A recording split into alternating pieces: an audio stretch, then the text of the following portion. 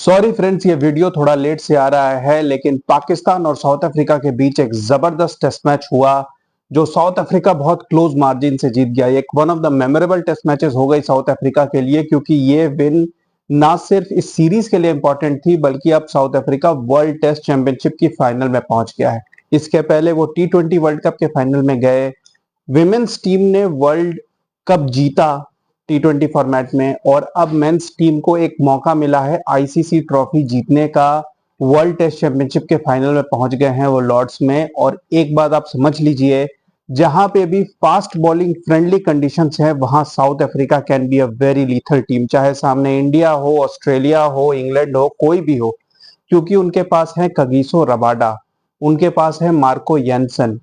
ये दो ऐसे फास्ट बॉलर है, और साथ में अगर जेराल्ड कोइट्जे, जिनकी पेस 150 प्लस रहती है, और वो उन कंडीशंस में बहुत लीथल हो सकते हैं। एक यूजफुल स्पिनर है केशव महाराज।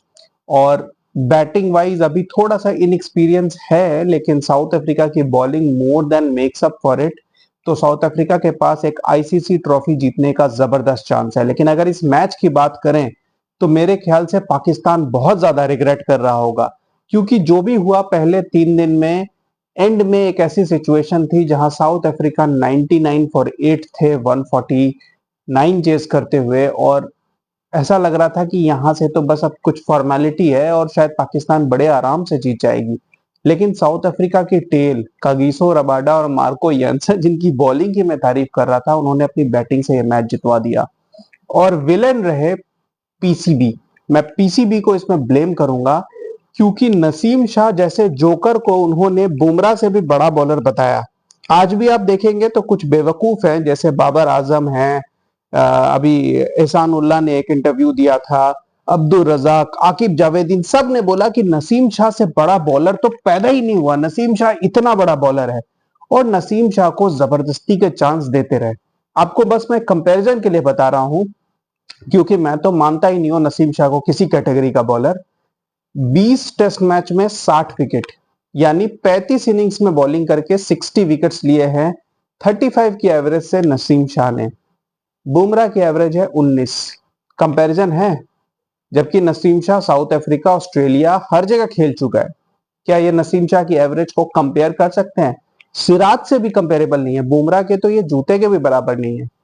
और नसीम शाह को ये जबरदस्ती खिलाए जा रहे हैं, जबकि नसीम शाह की फिटनेस भी जा चुकी है। नसीम शाह अभी इसके पहले भी जब होम सीरीज में खेले थे, पेस भी नहीं थी, रन पे रन खा रहे थे। और इस मैच में भी नसीम शाह ने बहुत ही खराब बॉलिंग की। जो फील्डिंग की उसकी तो मैं बात नहीं कर रहा, लेकिन बॉलिंग बहुत खराब की। मोहम्मद वसीम जूनियर, जो कि बहुत ज्यादा टैलेंटेड है नसीम शाह से, उन्हें मौका नहीं दिया जाता, क्योंकि उनकी ना तो दोस्ती है ना पीआर है।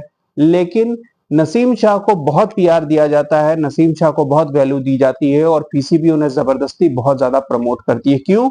क्योंकि उन्होंने करियर के स्टार्ट में बांग्लादेश के खिलाफ एक हैट्रिक ले ली थी। बस 19 साल की उम्र में हैट्रिक ले ली, मतलब he is the greatest bowler, और उसको जबरदस्ती चढ़ा दिया। अरे ऑपोजिशन क्या है, कंडीशंस क्या है, देख के बात करनी चाहिए। बांग्लादेश के खिलाफ परफॉर्मेंस को you cannot consider it as a criteria for greatness.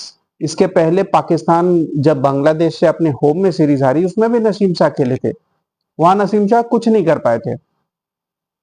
तो ये सोचना चाहिए कि कौन सा बॉलर सही है। मेरे ख्याल से मीर हमजा को भी अगर खिलाया जाता, जो लेफ्ट आर्म बॉलर है, तो वो एक जबरदस्त बॉलर है।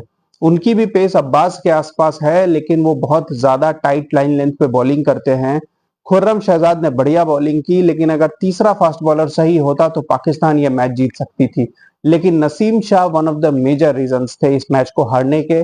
शान मसूद की कैप्टनसी भी बहुत ऑर्डिनरी, बहुत ही घटिया कैप्टनसी की उन्होंने।